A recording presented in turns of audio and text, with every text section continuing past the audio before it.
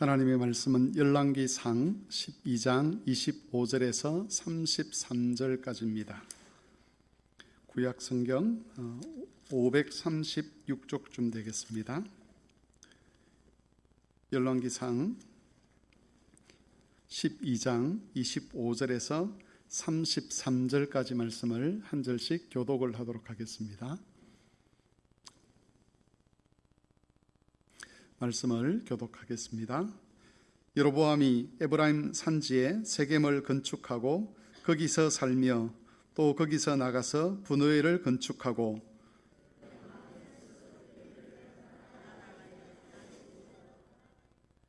만일 이 백성이 예루살렘에 있는 여호와의 성전에 제사를 드리고자 하여 올라가면 이 백성의 마음이 유다 왕 된 그들의 주 르호보암에게로 돌아가서 나를 죽이고 유다 왕 르호보암에게로 돌아가리로다 하고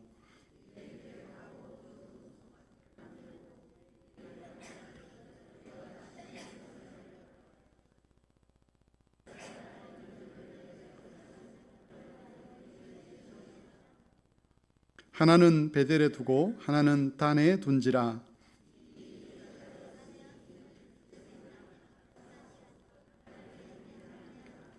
그가 또 산당들을 짓고 레위 자손 아닌 보통 백성으로 제사장을 삼고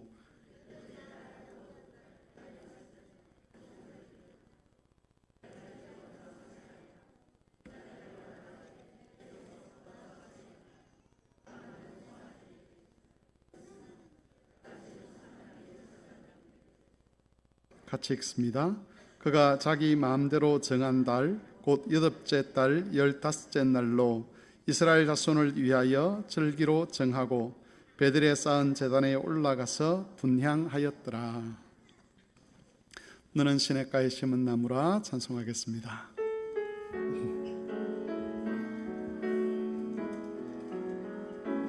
너는 시냇가에 심은 나무라. 하나님의 사랑 안에 믿음 뿌리 내리고 주의 뜻대로 항상 살리라.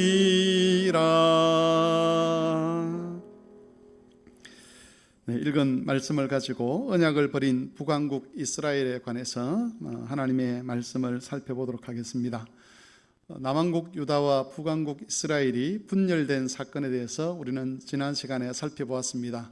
솔로몬 사후에 백성들이 솔로몬의 아들인 르호보암에게 나아가서 아버지가 부여했던 그런 부역에서 부역을 좀 크기를 좀 줄여달라고 요청했을 때 르호보암은 백성의 요구를 거절합니다. 그러자 유다와 베냐민 지파를 제외한 나머지 10개 지파는 다윗의 나라에서 분리된 새로운 나라를 세우려고 합니다.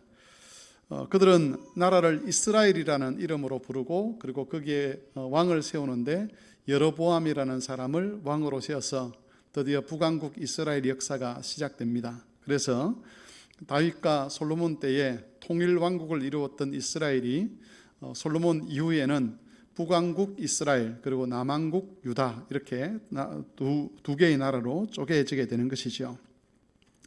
여로보암이 왕이 된 이후에 수도를 세겜이라는 곳으로 정하고 거기에 성읍을 건설합니다. 그런데 단순히 그냥 세겜이라는 곳에 아무렇게나 수도를 정한 것이 아니고 여로보암이 세겜의 수도를 정할 때는 나름대로 이유가 있었습니다. 세겜은 이스라엘 역사에서 아주 중요한 의미를 가진 도시였습니다. 아브라함이 하나님의 부르심을 입고 가나안 땅에 처음 들어와서 하나님께 제사했던 곳이 바로 세겜이었습니다. 그리고 이스라엘이 하나님의 인도하심을 받아서 애굽에서 나와서 가나안 정복 전쟁을 하고 처음으로 하나님과 언약을 맺었던 곳이 바로 또 세겜이기도 했습니다. 그리고 세겜은 요셉의 뼈가 묻힌 곳이기도 했습니다. 이것 외에도 세겜이라는 도시는 이스라엘 백성들의 신앙과 역사에 있어서 매우 중요한 의미를 차지하는 그런 도시였습니다. 여로보암은 이렇게 역사적으로 의미 있는, 신앙적으로 의미 있는 세겜을 수도로 삼았는데, 그렇게 삼은 이유는 그의 왕권의 정통성을 사람들에게 주장하기 위함이었습니다. 다시 말하면 북왕국 이스라엘이 예루살렘을 중심으로 하는 남왕국 유다보다 저 정통성 있는 이스라엘의 국가다라는 것을 주장하고 싶었다는 겁니다. 하나님은 다윗에게 언약을 주시면서 예루살렘을 시온산이라고 부르고 거기에 성전을 세우시고 거기서 다윗과 언약을 맺었습니다.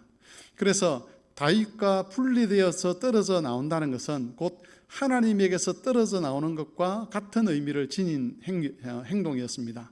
그것을 여로보암도 잘 알고 있었습니다. 만일 백성들이 그런 신학적인 의미를 알고 우리가 굳이 다윗의 나라에서 떨어질 필요가 있는가라는 생각을 하게 되면 이 왕권의 정통성이 사라지는 거죠. 그래서 다윗 왕권은 잘못된 거고 이 남왕국 유다는 지금 잘못된 왕권이고 우리가 정통성 있는 하나님의 백성이다라는 것을 주장하기 위해서 역사적으로 신앙적으로 의미가 있는 곳에 수도를 정한 것이죠. 사실 예루살렘은 다윗 언약이 아니면 역사적으로 보았을 때는 중요한 도시가 절대 아니었습니다. 거기에 비해서 세겜은 역사적으로 보았을 때 의미 있는 사건들이 많이 일어났던 그런 곳이었기 때문에 그 단순히 지리적인 어떤 중요성만 가지고 본다면 예루살렘보다 세겜이 훨씬 더 중요한 곳이었고 이스라엘 백성들이 볼 때에도 역사적 전통성이 있는 그런 곳이었습니다. 하지만 우리가 잘 아는 대로 이것은 신학의 왜곡이지요. 여호와께서 다윗과 언약을 맺으시고 다윗의 후손을 통해서 아브라함과 모세에게 약속한 것들을 성취하겠다라고 말씀하셨습니다. 그리고 거기에 그 예루살렘에 하나님의 성전을 건립함으로써 거기에서 이스라엘 백성들의 신앙이 그 성전을 중심으로 이스라엘 백성들의 신앙이 형성되고 그리고 그 성전에서 율법이 가르쳐지고 그 율법을 통해서 하나님을 섬기는 그런 하나님의 나라를 예루살렘을 중심으로 만들어 가려고 했던 것이 하나님의 뜻이었습니다. 아무리 세겜이 중요한 곳이긴 하지만 그 하나님의 언약을 대체할 만큼 중요하지는 않다는 것이지요. 여로보암은 이것을 잘 알고 있었기 때문에 예루살렘의 정통성을 부정하고, 다시 말하면 남왕국 유다 그리고 다윗의 가문이 다윗의 자손들이 왕으로 옹립하는 그 다윗의 나라의 정통성을 부정하고 우리가 정통성 있는 국가라는 것을 주장하기 위해서 또 세겜을 수도로 정하고 백성들로 하여금 여호와의 언약에 주목하지 못하도록 그렇게 만들었던 겁니다. 여로보암의 이런 시도는 왕국의 수도를 세겜에 정하는 것으로 그치지는 않았습니다. 백성들이 하나님의 언약에 더 이상 주목하지 않도록 하기 위해서 여로보암은 여러 가지 조치들을 했는데 그 중에 하나가 금송아지 2개를 만들어서 하나는 베델에 두고 하나는 단에 두는 것이었습니다. 금송아지를 만들고 난 다음에 이 금송아지를 단과 베델에 두고 난 다음에 여로보암이 뭐라고 이야기를 했느냐 하면 이렇게 이야기합니다. 이스라엘아, 이는 너희를 애굽 땅에서 인도하여 올린 너희 신들이다 라고 그렇게 가르쳤습니다.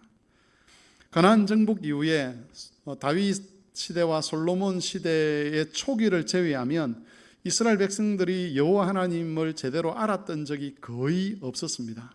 그렇기 때문에 애굽에서 하나님께서 그들을 불러올리긴 하셨지만 이스라엘 백성들은 하나님께 대한 바른 지식이라든지 신앙이라는 것이 거의 없었다고 볼 수 있는 거죠.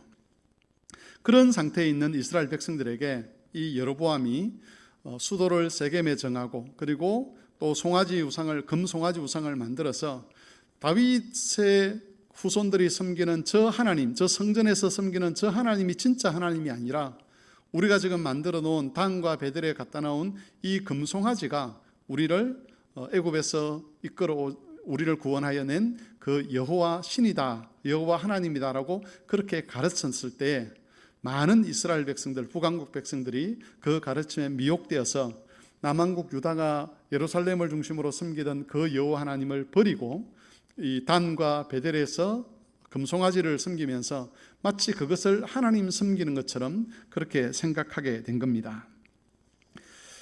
그리고 여로보암은 백성들이 금송아지 숭배에 거부감을 갖지 않도록 하기 위해서 절기도 만드는데 어떻게 만드느냐 하면 유대 절기와 비슷한 절기를 만들었습니다. 제사장도 세워서 마치 자신들이 모세의 가르침을 따르고 있는 것처럼 그렇게 꾸민 것이지요. 이 여로보암 이후에 북왕국은 여로보암이 조장한 거짓 신학이 주류가 되는 공동체가 되고 맙니다. 결국 이것 때문에 언약적 심판을 받아서 기원 BC 733년경에 아수르에 의해서 나라가 멸망을 당하게 되는 것이지요. 북왕국에서 일어난 이런 일들은 우리에게 거짓 신학의 위험성을 경고를 하고 있습니다. 거짓 신학이라고 하는 것은 그럴듯한 이야기로 꾸며져 있는데 그 거짓 신학으로 인해서 참 복음에 주목하지 못하게 하고 참 믿음에서 떠나게 만들어 버립니다. 여로보암이 금송아지를 만들어서 이것이 너희 하나님 여호와다라고 그렇게 가르칠 때에 이스라엘 백성들이 만일 하나님께 대한 지식을 바로 가지고 있었고 올바른 믿음을 가지고 있었다 그러면 그것이 옳은 것인지 그런 것인지 정말 참 진리인지 아닌지를 분별할 수 있었을 겁니다. 그런데 이스라엘 백성들이 하나님께 대한 지식이 없고 하나님께 무지한 상태에서 이 거짓으로 조장된 거짓 신학에 의해서 미혹되다 보니까 참 하나님을 버리고 거짓 신들을 숨기는 자리에 이르렀습니다. 그러면서도 자신들은 어떤 생각을 하고 있느냐 하면 우리가 하나님을 잘 섬기고 있다라는 그런 착각을 하게 되는 것이죠. 여기서 아까 말씀드린 대로 거짓 신학이라는 것이 얼마나 위험한가 하는 것을 알게 되죠. 거짓 신학에 미혹이 되고 나면 자기가 분명히 지금 여호와께서 말씀하신 그 진리에 떠나 있음에도 불구하고 마치 하나님을 잘 섬기는 것처럼 그런 착각을 하게 되는 겁니다. 여러분, 성경이 가르치는 참 진리는 예수 그리스도입니다. 그리스도의 말씀과 사역을 부정하거나 왜곡하는 모든 가르침은 아무리 그것이 그럴듯해 보여도 거짓 복음입니다. 이단들이 거짓 복음을 가지고 있다는 것은 우리가 분명히 아는데 오늘날에 있어서 거짓 복음이라고 하는 것은 꼭 이단들에게서만 나타나는 것이 결코 아니라는 것을 우리가 정말 조심해서 생각을 해야 합니다. 기독교 용어로 포장이 되어 있고 성경 용어로 포장이 되어 있다 보니까 저것도 복음이구나, 저것도 진리구나라고 따라가는데 정말 잘 살펴봐야 되는 것이죠. 저 이야기가 그리스도를 잘 드러내고 있는가, 저 가르침이 예수님의 가르침과 일치하느냐 하지 않느냐를 잘 살펴보아야 합니다. 유튜브를 보다 보면 많은 목사들의 입에서 하나님의 말씀이다 그러고 여러 가지 이야기가 나옵니다. 그런데 가만히 들어보면 그 이야기 속에는 남을 미워하거나 남을 정죄하거나 혐오감을 갖게 하거나 다른 사람들의 불행을 조장하게 한다거나 그것을 기뻐하게 하는 그런 이야기들이 참 많습니다. 특별히 정치적인 입장을 복음으로 설명하려고 하는 그런 사람들이 있는데 상대 진영에 있는 사람들의 불행을 기뻐하고 또 그 사람들에 대해서 아주 혐오적인 발언을 하고 이런 것들은 그리스도의 가르침과 맞지 않는 거죠. 예수님께서 우리에게 말씀하시기를 내 이웃을 내 자신같이 사랑하라 라고 하셨고 심지어는 내 원수조차 사랑하라 그렇게 말씀하셨는데 그것과 반대되는 어떤 이야기를 한다는 것은 그 이야기가 진리에서 멀어져 있다는 것을 의미합니다. 그래서 우리는 이 거짓 신학에 미혹되지 않도록 하기 위해서 항상 하나님 말씀을 배우는 일에 힘써야 되고 하나님을 알아가는 일에도 힘을 써야만 합니다. 북왕국 이스라엘 백성들이 여로보암의 거짓 신학에 미혹되어서 그 나라 전체가 하나님을 떠나는 그런 일들을 우리가 성경에서 읽으면서도 거짓 신학의 위험성에 대해서 잘 체감하지 못할 때가 많습니다. 이스라엘 백성들의 이 형태를 보면 그런 생각이 들지 않습니까? 어떻게 저런 거짓말에 속아 넘어갈 수 있을까? 하나님께서 분명히 모세를 통해서 형상을 만들지 말라라고 말씀하셨는데 그 형상을 만들어서 이것이 너희 하나님 여호와다라고 가르칠 때에 조금만 생각을 깊이 하면 이건 잘못된 거야, 이건 십계명에 있는 것과 다른 거야 라고 이야기를 하면서 이의 제기를 할 법한데 이스라엘 백성 전체가, 한 나라 전체가 그러한 이의 제기를 하지 아니하고 여로보암이 만들어 놓은 거짓 신학으로 흘러가는 것을 우리가 지켜보면서 거짓 신학으로 흘러가는 이 부분이 우리가 생각하는 만큼 그렇게 간단하지 않다는 겁니다. 아마 언젠가 훗날에 우리의 후손들이 이 시대의 한국 기독교의 모습을 보면서 아마 비슷한 이야기를 할 겁니다. 예수님께서 분명히 이렇게 말씀하셨는데 그 그리스도의 가르침과 반드시 분명히 대비되는 그런 이야기임에도 불구하고 왜 우리 선조들은 그걸 하나님의 말씀으로 생각하고 들었을까? 그런 의구심을 갖게 될 것인데, 신학이 왜곡되게 되면 거짓 이야기가 참 진리처럼 여겨진다는 겁니다. 그래서 신학이 왜곡되지 않도록 하기 위해서 하나님 말씀을 늘 살펴야 되고 건강한 하나님 말씀을 듣는 훈련들을 우리가 해 가야 하는 겁니다. 우리가 두 번째로 살펴볼 것은 이 여로보암이 그러면 왜 이렇게 이스라엘 백성을 미혹했는가 하는 겁니다. 두 가지 이유가 있는데, 첫 번째는 여호와께 대한 불신 때문이었습니다. 여로보암을 이스라엘의 왕으로 세우신 분은 하나님 여호와셨습니다. 여호와께서는 아히야라는 선지자를 통해서 솔로몬의 그 아들 르호보암에게서 10지파를 빼앗아서 여로보암에게 주시겠다고 말씀하셨습니다.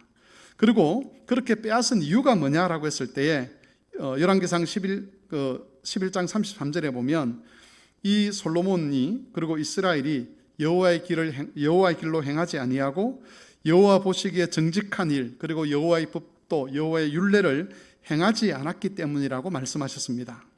특별히 시돈 사람의 여신인 아스타롯과 모압의 신 그모스를 비롯해서 이방 신들을 섬기는 악을 행했기 때문에 그 다윗의 자손에게서 10지파를 빼앗아서 너에게 준다라고 말씀하신 것이지요. 그러면서 하나님께서 약속을 한 가지 하셨습니다. 그 약속은 만일 네가 하나님의 율례와 규례를 따라서 모세가 가르친 그 명령을 따라 행하게 되면 내가 다윗의 집을 세웠던 것 같이 너의 집도 세우겠다라고 그렇게 약속을 하셨습니다. 여로보암은 솔로몬이 다윗의 자손들이 나라를 빼앗기는 것과 그리고 하나님의 말씀, 하나님께서 주신 그 교훈을 마음에 새기면서 하나님께서 기뻐하시는 길을 얼마든지 따를 수가 있었습니다. 만일 그가 여호와께서 명령하신 모든 일에 순종하고 그 길로 행하고 또 다윗처럼 율례와 명령을 잘 지켰다면 하나님께서 다윗의 집을 세웠던 것처럼 여로보암의 집도 세웠을 겁니다. 하지만 여로보암은 그 하나님의 약속을 믿지 못했습니다. 여로보암에게는 걱정이 있죠. 만일 이 백성이 그 주였던 그 왕이었던 르호보암을 배반하는 것처럼 나를 배반하게 되면 내가 낙동강 오리알처럼 결국 아무것도 아닌 것처럼 될 수 있겠구나라는 그런 염려를 하게 된 겁니다. 하나님은 네가 만일 하나님 말씀에 순종하면 다윗의 집에 세워졌던 것처럼 너의 집이 세워지도록 할 거라고 약속하셨지만 그 약속을 믿지 못하니까 불안감이 찾아오게 되고 그 불안감 때문에 어쩔 수 없이 하나님께서 말씀하지 않는, 오히려 하나님께서 악하게 여기시는 그 길을 선택하게 된 겁니다. 두 번째는 정치적인 두려움 때문이었습니다. 북왕국 백성들이 남왕국 유다에 가서 예배를 드리는 것은 자신의 왕권에 위협이 된다라고 생각한 것이 여로보암의 판단이었습니다. 이스라엘 백성들이 북왕국과 남왕국이 이렇게 나누어진 이후에도 처음에는 북쪽에 있는 사람들이 하나님께 대한 신앙 때문에 남쪽에 있는 예루살렘에 가서 예배를 드리는 일이 반복이 되었습니다. 그것을 가만히 지켜보던 여로보암이 그런 생각을 하는 것이죠. 이 백성들이 계속해서 남왕국 유다와 이렇게 유다를 왔다 갔다 하다 보면 결국 나중에 우리가 이렇게 나누어질 필요가 뭐가 있느냐, 우리가 하나님을 섬기는데 이렇게 서로 떨어질 필요가 뭐 있느냐, 또 다윗에게는 하나님의 언약이 있는데 다시 우리가 하나로 합치자라는 그런 생각을 할 수도 있겠다라는 염려를 하게 된 거죠. 이게 정치적인 그런 근심이라고 할 수가 있습니다. 그리고 그것을 막기 위해서는 남왕국 유다와 교류를 차단해야만 됐는데 특별히 신앙적인 교류를 차단해야만 했습니다. 그래서 북왕국에 있는 단과 베델의 금송아지 우상을 만들고 이스라엘과는 다른 신앙의 방향으로 그들을 백성들을 이끌어 가려고 했던 것입니다. 여로보암이 이스라엘 백성들을 미혹했던 이유는 정치적인 목적을 이루기 위한 것이죠. 그래서 그 정치적인 자신의 목적을 이루기 위해서 신앙을 수단으로 삼게 된 겁니다. 여로보암의 이런 태도는 이후에 북왕국 이스라엘 역사에서 계속해서 반복적으로 나타나게 됩니다. 세워지는 왕들마다 신앙을 자신의 정치적 이득을 위해서 백성들의 신앙을 이용을 하는데, 특별히 우상을 섬기게 하는 것으로 그렇게 백성들을 미혹하고 그것을 통해서 자신의 정치적인 그런 유익을 얻고자 하는 그런 시도들이 그 이후 왕들에게서 계속해서 일어나게 된 겁니다. 이 왕들은 자신의 왕권을 지키고 이스라엘 그 국가를 강하게 하는 것을 가장 우선적인 과제로 여겼습니다. 여호와 하나님의 율법을 지키고 규례를 지키고 하나님을 영화롭게 하는 것이 최고의 어떤 목적과 기준이 되어야 하는데, 그건 포기하고 자신의 왕권을 지키는 것, 그리고 자신이 다스리는 나라를 강하게 하는 것, 그걸 최우선의 목표로 삼았다는 것이죠. 신앙이라는 것은 그 목적을 위한 도구 정도로만 취급을 했습니다. 하지만 이런 태도는 이스라엘 왕들과 그 나라를 결코 복되게 하지 못했습니다. 여호와께서 이스라엘의 죄를 오래 참으시면서 선지자들을 보내셔서 악한 길에서 돌아오기를 많이 촉구를 하셨지만 끝내 왕과 백성들은 그들의 죄를 버리지 못했다는 것이지요. 믿음이 목적이 아니라 믿음을 수단으로 삼고 자신들의 안위와 나라의 그 어떤 힘, 국력을 목적으로 삼으려고 계속해서 고집을 부렸습니다. 이렇게 되어서 결국 이스라엘 백성들이 망하게 되는데, 우리가 여기서 생각해야 될 것은 어떤 한 개인이든 공동체든 하나님을 영화롭게 하고 하나님을 즐거워하는 것을 목표로 하지 않는다면 그 공동체는 공동체든 개인이든 결국은 타락의 길로 갈 수밖에 없다는 겁니다. 우리에게 있어서 가장 중요한 제1의 원리는 하나님의 영광입니다. 하나님의 뜻에 순종하는 것, 하나님 말씀에 순종하는 것이 개인의 이익보다 앞서는 것이죠. 국가의 이익보다 앞서는 겁니다. 가정의 이익보다 앞서는 겁니다. 그 어떤 것도 하나님의 말씀에 순종하는 것과 하나님을 영화롭게 하는 것보다 앞서서는 안 되는 것인데, 이게 뒤바뀌게 되면 반드시 개인이든 교회든 타락을 하게 되는 겁니다. 우리 각자에게 어떤 정치적인 입장들이 있을 수 있습니다. 또 사회적인 어떤 그런 태도들이 있을 수 있습니다. 가정에서 개인적으로 이루고 싶은 꿈이 있을 수도 있고, 가정에 어떤 나아가는 방향이 있을 수도 있는데, 그 모든 것들이 하나님 말씀과 맞지 아니할 때, 하나님의 가르침과 맞지 아니할 때 우리는 언제든지 개인적인 생각이나 태도나 입장을 버릴 수 있어야만 합니다. 그렇게 버리지 못하면 북왕국 이스라엘이 걸어갔던 그 타락의 길을 우리 역시도 걸어가는 그런 오류를 범하게 되는 것이죠. 북왕국 이스라엘의 여로보암 왕은 여호와의 말씀에 대한 불신과 정치적인 두려움 때문에 거짓 신학을 만들어서 백성을 타락의 길로 이끌었습니다. 또 북왕국 백성들은 하나님을 아는 지식이 없었기 때문에 여로보암이 만든 거짓 신학에 속아서 금송아지를 구원자로 믿고 섬기는 악을 저질렀습니다. 여러분들, 이런 일들은 구약 시대에만 반복되는 것이 아니었죠. 신약 교회에 와서도 이런 일들은 여러 차례 반복이 되었습니다. 한 국가에서, 한 지역의 교회에서 하나님의 뜻에 위반되는 이런 거짓 신학에 미혹되는 일들이 교회사에서는 많이 있었습니다. 이런 일들이 반복되게 하지 않으려고 한다면 하나님 말씀을 통해서 참 복음을 배워가는 일에 힘을 써야만 합니다. 하나님 말씀을 믿고 의지하는 태도를 또한 지켜가야만 합니다. 여러분, 참된 복은 하나님을 떠나는 데서 오는 것이 아니죠. 참된 복은 하나님의 언약 안에 있을 때 가능합니다. 어떤 핑계를 하고 어떤 이유를 대든지 간에 하나님의 언약을 떠난 곳에는 참된 위로도 없고 소망도 없고 안식도 있을 수가 없습니다. 이스라엘 백성이 북왕국 이스라엘이 잘 살기 위해서, 좀 더 나은 국가를 이루기 위해서 다윗의 왕조에서 분리되어서 하나님의 언약에서 분리되어서 나라를 세우고 또 그 나라를 더 강하게 만들기 위해서 여호와 하나님을 버렸는데, 그것이 그들에게는 결국 화가 되었습니다. 우리는 이런 역사를 보면서 하나님 안에 머물러 있는 것, 언약 안에 머물러 있는 것, 하나님을 예배하고 섬기는 것을 제일 원리로 삼는 것, 거기에 참 행복이 있다는 것, 참 안식이 있다는 것을 기억하고 그 원칙을 잘 지켜가는 그런 삶을 살아야 할 것입니다. 우리 성막교회와 모든 성도들이 다른 곳에 견눈질하지 아니하고 주께서 우리에게 주신 그 믿음의 길을 끝까지 올바르게 걸어가는 그런 복된 삶을 누리실 수 있게 되기를 바랍니다.